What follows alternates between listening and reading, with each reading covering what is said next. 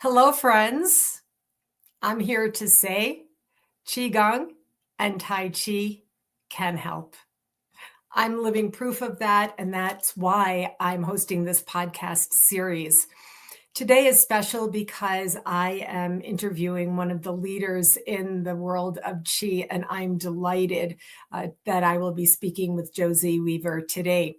If you've been following my podcast, you know that I'm reading bios specifically because I want you to know who other people are who are practicing Qigong and Tai Chi.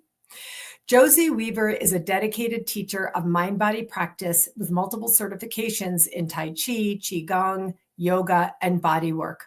She teaches mind-body arts in medical settings and leads public classes in Spanish and English in the San Francisco Bay Area and online. Josie is past president of the Healer Within Foundation, a nonprofit dedicated to mind-body education and training, and has served on the board of the Qigong Institute.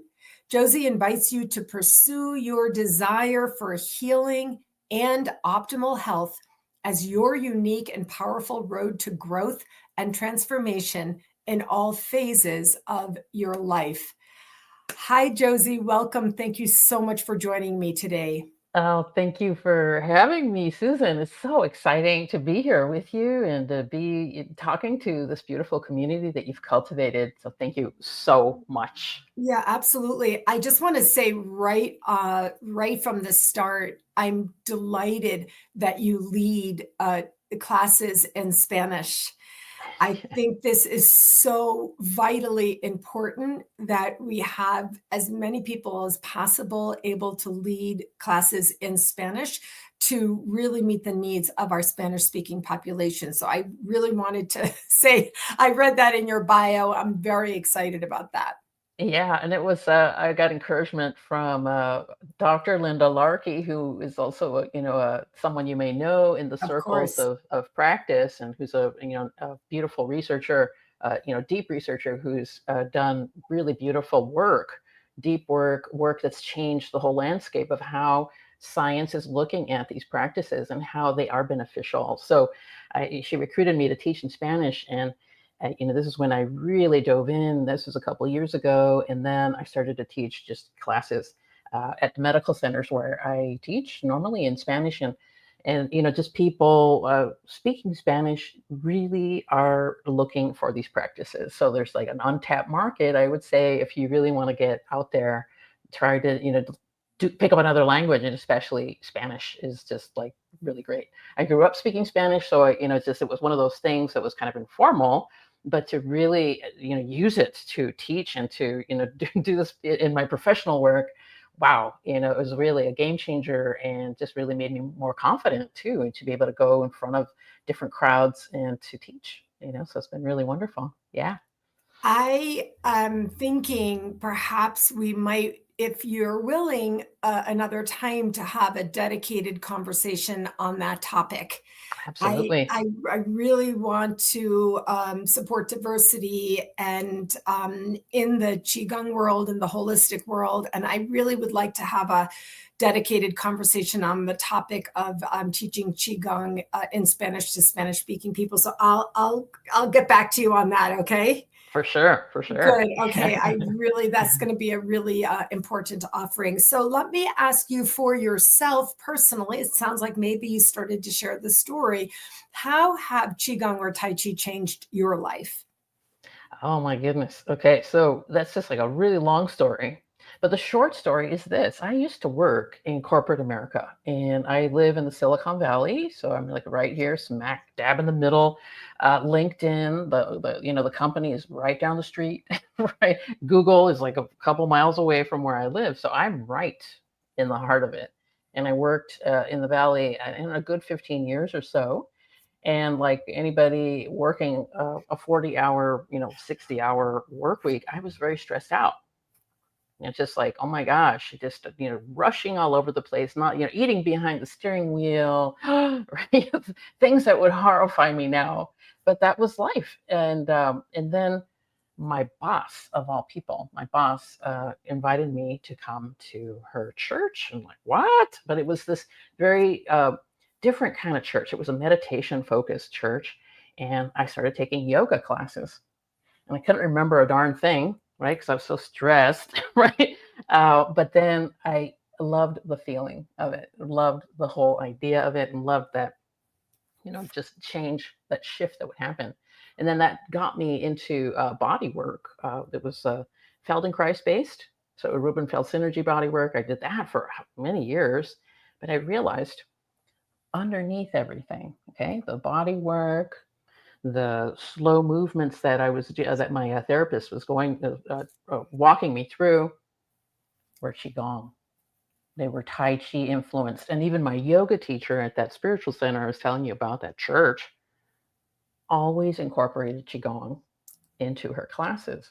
So, when I got really ill, actually, with that stressful life, I became a yoga teacher. I took training with that intention to come back and offer classes to my colleagues, right?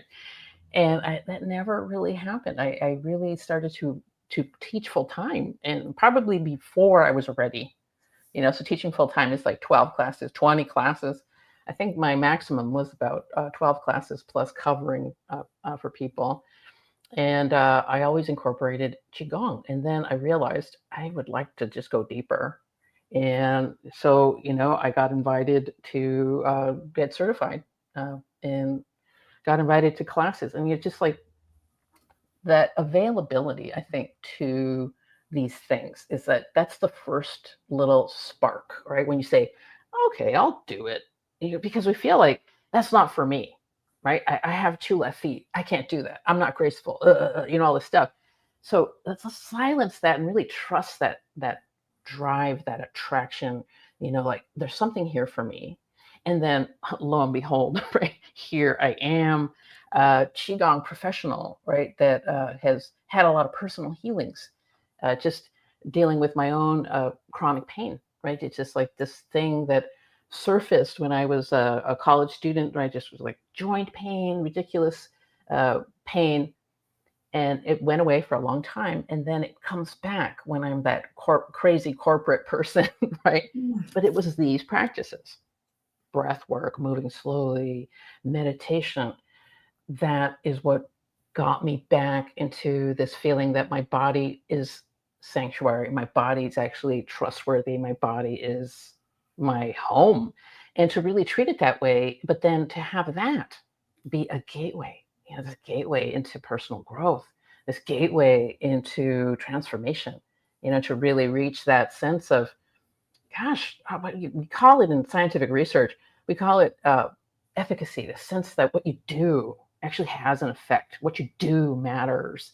And that's really what kind of comes forward, right? So if your body hurts and then suddenly you do something that makes it hurt less, right? Whoa, what else can I do in my life to have a better life, right? I've lost weight, I've managed weight, I've just done a lot of things to improve life that, with really simple little changes. So, what we always say, right? The the bare minimum of practice, which I love. I love it. Like, what's the smallest thing I could do and still practice, is breathing, that conscious awareness of breath, right? And then, to get lost, like in the count of breath, right? It's like, oh, I got to start over. I was counting my breath and then I got distracted, right? And it just kind of like live through that and to notice that that's so natural. That's kind of what happens to everybody. And then suddenly you realize that now you can actually not get distracted, right? You're Focus. actually able to focus, Yeah. and then that changes everything, right? So now you can focus on simple things like, that cheeseburger doesn't taste really good, right? Right? It's not that great after all. Those French fries did weird things to my face, and made me break out in acne, and so you start connecting those dots. Sounds ridiculously simple, but then you say, what else is there here? So you kind of have this like physical sort of proof, right? What I like to say, like a demonstration that you're actually doing it. But then, you start to practice more and you start to bring it into your way of being. right? The way of being. So believing that you make a difference, that your words matter, that you have control over the tone of your voice, that, oh, this, you are, your instrument is your body, your voice, and your mind. So, this is where, I hesitated to call it this, but what we're doing when we do Qigong, when we do Tai Chi, is we're cultivating personal power, right? Personal power to do something in life. But also, that has an amazing effect on our personal relationships, right? And that's like, whoa, right? Oh my gosh. This is where your sense of being really shifts, right? So now it's like, wow, your patience goes up. So, your willingness and availability to smile, are more present. So, hey, you're gonna maybe make friends easier, right? So many Simple, things. right? Simple as Yeah. that. And then, after that, it's like, okay, so what else is there? If you keep playing in this field and keep doing this, that's when you start entering into these deeper states of meditation. And I know that some of these conversations you've had, people do go into these states where you can now heal, those interpretations of the past that weren't helpful. Like, wow, did you really disappoint people? Just is that really true? You can hold that, your Old past, messages. in a different way, and then, Mm. whoa, that really starts to tap into something that I call, your freedom as a person. And there's a wise person, I can't remember who said that, we don't use our freedom enough. We just don't. Right? So this is these practices you start to see where, like, okay, well, I'm going to bump into those places in my life where I'm not free, which could be scary and, not what you signed up for. And but then that's your opportunity, right? I like to think about it as like a knot. You encounter a knot, and then you start to practice, and that knot starts to give way, and there's space, and then, oh my goodness, joy starts to get covered, uncovered, right, in your life. And there you go. And maybe you start tapping into something like your life purpose. Why are you here? What do you want to share? What does your life mean? Just like, oh my gosh, this is the conversation that I think that a lot of people are feeling like they need to have, but they might not realize it. So, one of the indicators are like, well, are you feeling a little bored right now with your life? Or, you hear other people complaining, or, the whole social dynamics that are out there, division and polarization, and big feelings like hatred, complaining, and like, wow, is part of that's kind of boring, right? It's like, what? We want to do something new. What's possible here? So there's that next element of like the social, and this is where, like, man, this never ends. this exploration of practice, and it all begins with like, okay, let's pay attention to what's here, and then see what we're connected to. Oh So my gosh. yeah. So I've been listening. I write notes. People who watch me know I write my notes. Just it's part of my intuitive process. So this generally happens in these discussions where I want to call in people to pay attention from maybe they're only partly listening to us. I really want to invite you in to come to attention and replay this entire basic monologue, which as I've written it is a formula. It's almost like a Mhm. formula. It's a roadmap where you ask yourself, what else is there out there? Mhm. You come Yes. into practice to practice more. You come into cultivating personal power to do something in your life. You come into playing in that field. From there, you go deeper from healing on the way to your freedom. That was a whole ridiculous thing. That's mind blowing. From freedom, you open that knot to joy. And from there, you come into life purpose. The indicators, you said feeling bored, complaining, hatred. This is so important. And from the joy, you can come to the life purpose, and from the life purpose to the social enhancement. Like this, this is literally a roadmap that you've given us, Josie. I myself will be playing this back, looking at my own notes and refining them because I see it, I'm experiencing it, listening to you almost as a map. I want to just ask you if you would, just for really a minute or two. I know it's a lot to say, but one of the things that you do is you work in the healthcare system, you work in corporate America. Either way, I want to ask you, what kind of resonance do you get from people in these busy, stress-filled environments? Yeah, you said the word resonance, right? Is that is out there. What I see is people not realizing that they need this. Okay, so what I see is people recognizing that they need relief, but they're searching for relief. They're searching for that thing because everybody knows, I think, that it's like, well, if you slept more, if you exercised, if you ate right, it's like we know those things. But how do we apply them? That's what people are, I feel like that's where the resonance is like, I didn't know I could take a walk in the park and look at trees and notice that they're all different. I had this one client say that, right? And you go, wow, but that was like this revelation. And so like really making it real for you, that's really what the resonance is, right? So people say, oh, well, this is good for me, right? So like I'm gonna jog 3 miles because that's good for me. But if you jog those 3 miles and enjoy that, or if you're going to say, I'm going to look at trees as I run, or I'm going to count, telephone poles, or I'm going to, whatever. And now this is like a game. Now this is like, oh, okay. I didn't realize this. The time could go by so quickly, or I could just do this. This becomes something that could be part of your life, not this thing that gets, I like to use the term bolted on, right? Bolted on and forced in there, but more like this could be joyful. So if you do this little practice and realize you can shift your mindset, you can shift your system, and the body needs time. The body needs about 20 minutes really to get a true shift. Okay, now what happens in our society is that we don't get that 20 minutes for transition, between things.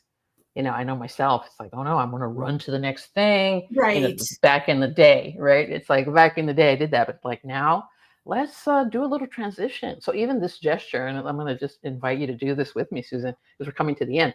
This just makes me take a breath. This makes me go, you know what? I think we're getting to the end. I think this is it, right? Oh, right? I love that. Right. And then it's just very practical and simple. And that's very, very applied Qigong. And this is where people start to get it. They go, oh, I didn't know I could do this with my hands, right? I didn't know I could look at trees. Sounds ridiculous, but it's like, No, I mean, honestly, I was that like I'm sitting here. Me too. You don't really know me, but like I was that person where I would be, pay attention, listeners and viewers, I would get in my car and drive up the highway to pick up my kid in daycare and have no idea, no consciousness on that drive, which of course also is dangerous. And it was part of my growing awareness where my husband would say to me, like, basically, like the Mulberry Street book, what did you see, right. On your drive? And I had to admit to myself the state of being that I was in. And I want to say what you did with us just to edify, to enlighten people. When you said, Susan, I want to invite you to do this with me. That was like almost code for let's come into alignment for a minute and use our mind focus and then take a breath, you said, and then use the body movement. And you said, take your own hands and be like, finish it up. Okay, well, that's done now. right? You create this Right. essence, this understanding. Okay, well, Right. that's done. And now that would be a transitional moment or minutes that you give yourself. And then almost euphemistically, you turn to the next thing Yes. instead of that, racing from the beginning of the day all the way through. Josie, I feel the energy of people getting this. Yeah, well, I mean, I lived that, and in fact, it's like, the culture that we live in right now, okay, we call it the information economy, right? So it's like there's something that's trying to sell you something, there's something that's trying to get your attention. It's like these come-ons, like, "Can we go out for coffee? Can you marry me? Can you do that? Can you buy this? Can you, this and that?" So there's this like constant thing that wow, we're just subject to, and it's also exciting. Okay, so this is, there's also a bright side, right? It's like we can connect through mediums like this, right? This is Yes, fantastic, of right? It's like, course. okay, let's not forget that. But then there's this element also of like, there's a lot coming at you. So, can you kind of like take that moment to, I'm gonna step away, I'm done with that for right now. And then you transition, right? And that's key word is transition, right? So that becomes this little tiny practice. And I love your description of it, the invitation that's in your body that say, okay, that's enough now. And you do something else because you want to do something else, right? You want to say, my time didn't go to doom scrolling for an hour, or whatever, Right. right? Right. I mean, if you would be willing, I know it's time and we can plan this Hmm. out Hmm. whenever, but I also feel like we have that one other topic we're going to discuss. But I do feel that it might be worth a dedicated conversation on how Qigong can support you in a corporate environment. Oh, yes. And Yes. And also, I just want to say, I so much was that person living in unawareness.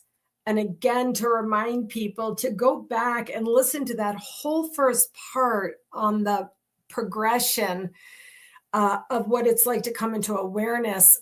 I started with a therapist who taught me energy, even though she didn't really call it. She never called it right. qigong. Eventually, Mhm. one day, many years later, after qigong found me, I called her and I said, "Why didn't you ever call this qigong?"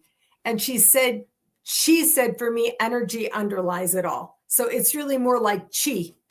you know Yes. and Yeah. qigong is, of course, the practice of and the devotion to That's energy. right. So Right. believe it or not, this is our time. But Josie, let me ask you, where can people find you? Where can they access you? Yes. Thank you for that. So I invite people to come to my website, www.josieweaver.net. Okay. And I do a weekly blog, usually comes out on Thursdays. And that's where I really share and just things that happen on the path, right? It's like when you're trying to do this, when you're trying to embody, when what gets in the way. And so, like this week's topic is about clutter, right? Like, oh, you're looking around. There's just like parts of your house that just seems to be like that clutter magnet. Suddenly, you look and there's a pile of stuff, and so that's a way to practice, and it's very appropriate right now because it's just like a couple weeks before Chinese New Year. So January 29th is when the change happens. So it's like a good time to be cleaning your house, dealing with clutter. So that's there. So yes, www.josieweaver.net, and come visit. There's little things that you can do on the website, and also just check out the upcoming classes. All right.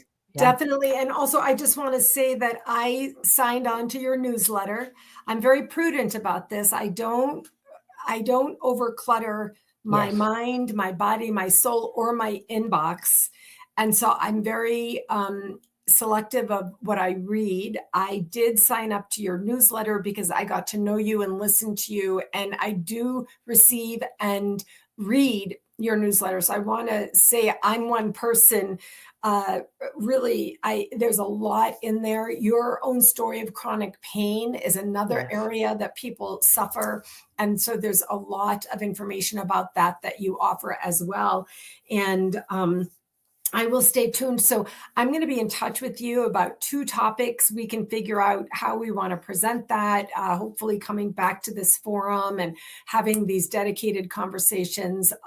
Thank you for all you do. Thank you for your leadership in the world of Qi and integral wellness. On behalf of the world, I want to thank you and say I appreciate it, Josie. Oh, and thank you, Susan, for this medium, right? Just and everybody just really appreciating, Susan's efforts, to bring these practitioners together and create this beautiful field of information and energy and exchange. And this is what these mediums or media were created for. Really, this is the Exactly. ideal. Yeah. So thank you, Yeah, Susan. exactly. Thank you so much. All right. I'll speak with you soon. I'll look forward to it. Take good care. All right. Bye, everyone.